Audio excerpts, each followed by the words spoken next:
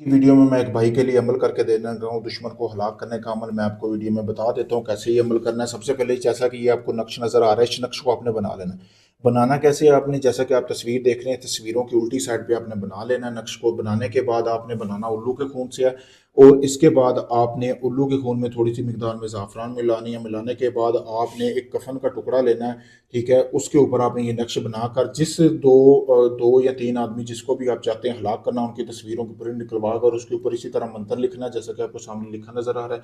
लिखने के बाद आपने करना यह है कि तवीज़ लिखने के बाद आपने उस कफन में दोनों को मिलाकर उसकी राख जमा कर लेनी है। करने के बाद आपने कोई भी ऐसे कब्र में दफनानी है जहाँ पे मतलब कि जो जो शख्स एक्सीडेंट के ज़रिए मरा हो, क्योंकि इस अमल के बाद जिस शख्स के लिए अमल कर रहे हैं वो एक्सीडेंट के लिए ज़रिए ही मरेगा।